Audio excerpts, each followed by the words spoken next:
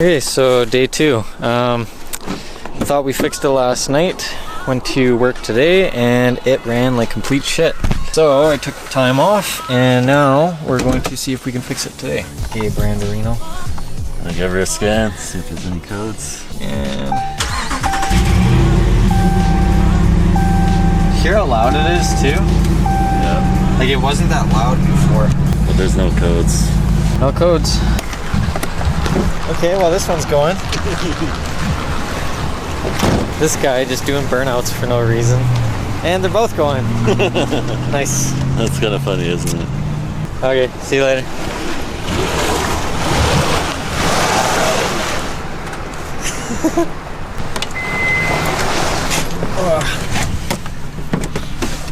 Okay, so I guess I haven't really explained what's going on yet. Me and Brandon spent a few minutes on the truck, figured out that we cannot figure out anything more than we figured out last night. So what I'm doing is I grabbed Alana's car, and so we stopped by her work, the Nissan. And now we're gonna run around, grab a few things, and I will show you guys basically as soon as we get back to the garage. So I'll catch you in a minute. And we're back home. It is beautiful out. The birds are singing, and the sun is out. But for us today is a little bit sadder, because we got to figure out, wait for it, it's there, my truck.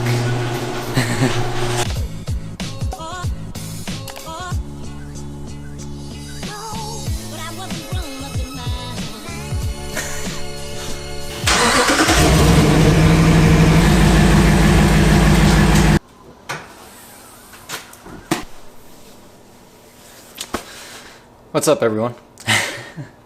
The last video you would have seen would have been me and Brandon kind of messing around with Zeus, trying to figure out what exactly was going wrong. Yesterday was all about kind of looking into it. Today is about finding out what actually is wrong and fixing it. So I have a list of things here that it could be. So what we're going to do is we're going to change the oil. We're going to check the injectors. We're going to check the coils. We're going to check the spark plugs. And if it's not one of those, then it's potentially going to be the intake manifold having a gasket leak, and if all else fails, I'm going to go and talk to my tuner. Maybe he can try to help us. I think we need to do some inventory. We have too many vehicles. That doesn't mean we're getting rid of one unless we get rid of that caravan. Then I'm fine with that. We just got to get more of these things rolling.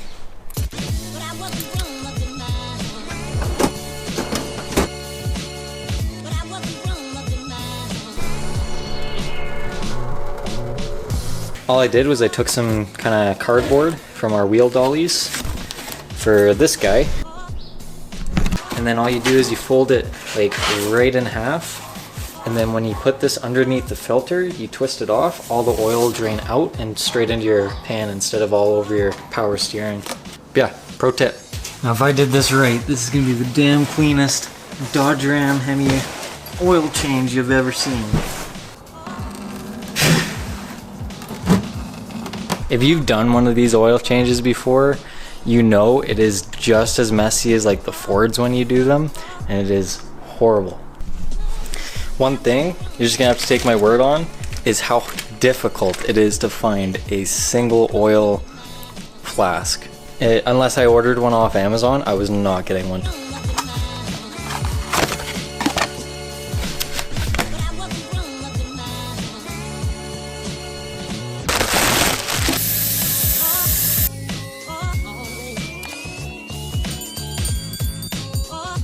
Yeah, as you can see, it works awesome. You guys should try it if you haven't yet.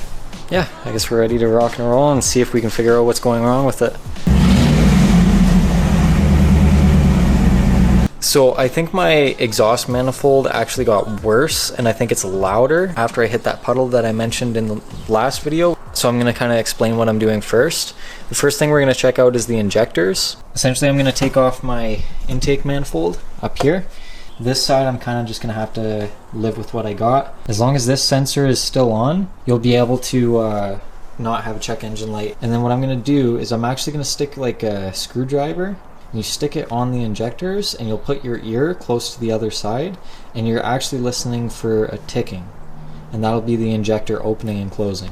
So I'm gonna try that out, and we're gonna see if it works. A few moments later. That was exhausting trying to do that properly. I ended up using a breaker bar All of them seem to be fine. I'm gonna probably see if Brandon can pick me up a, like, I can't remember what they're called, but it's like a audio scope kind of, like you put two pieces in your ears and then it goes to like one little kind of end. It would be way easier and a little bit more reliable, but yeah, it seems like everything passed. Doctors use them, maybe now you know. So the next test that we're gonna do was supposed to be the continuity, where I was going to basically take off the plug end of the injector and I was going to use a multimeter to basically read out what it was actually like displaying as resistance. But since all of them sound like they're actually fine, then I shouldn't have to worry about the continuity, because the general thought being that if your injector isn't getting power, it's not opening, allowing the fluid to flow out. What we're going to do now is we're going to take off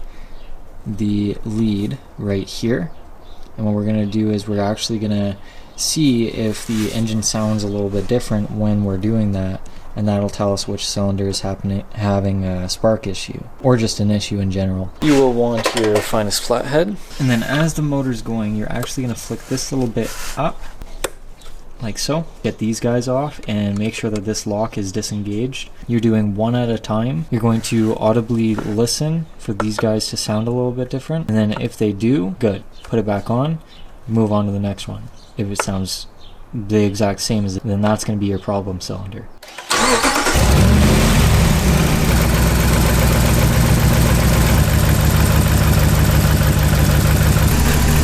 It's too hot up there. I'm gonna keep looking. The look so far, it is very hard to tell, but I'll just let you guys know what happens in the end. So you want to get rid of this blue. Yep. High temp paint. If I was a Matco tool sealer, that's what I'd do. You like that? Oh god. This could all be yours. Only $300 a month. Oh my god, I just got home.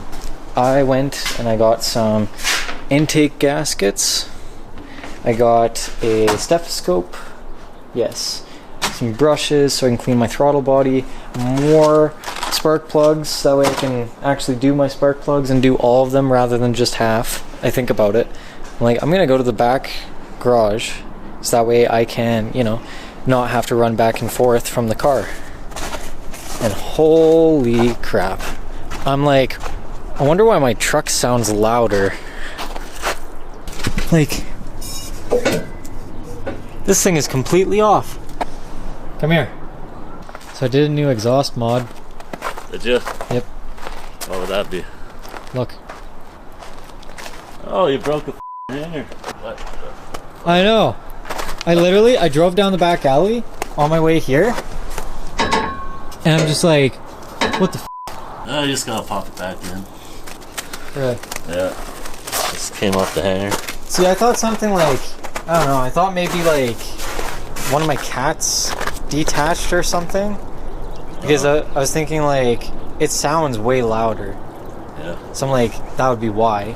Yeah, I think it's just the tailpipe just came off the hanger. Looks pretty good. Looks good. Oh, shit. Came right off. What the f? The intake gasket is literally this. 8 of them. Guess how much this is. Guess. Guess how much it is. 50 cents each. $25. 25 bucks. Holy fuck. For one of these. And there's 8 of them. 8? Holy f, man. That's yeah. Insane. I know. That's $200 for these. Little tiny little flimsy square ass motherfuckers. That's insane, bro. I think you got ripped off. I think so too, but I don't know. I just work here. Made you happy on the inside, didn't it? A little bit, yeah. When your Dodge is a piece of...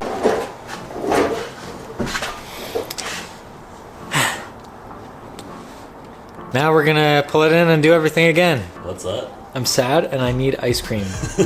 Judge me not. You know what's the worst part? I forgot to mention yesterday is you actually God. also have a blown CV boot as well.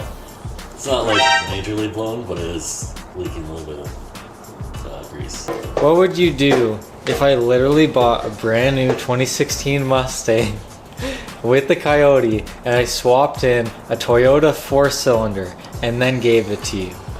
Do you still take it? Well, first off, you said brand new 2016, where it's actually 2020. So I think you're a little bit before your time here. I'll time travel. And that'd be gay. Would you take it? Yeah, probably. What do you do with it? I'd put a coyote back in. I now want to do that. You know, I mean, like going YouTube famous so I can buy a Mustang so I can take out the motor to give it to you. You should. I'll put in Alana's motor.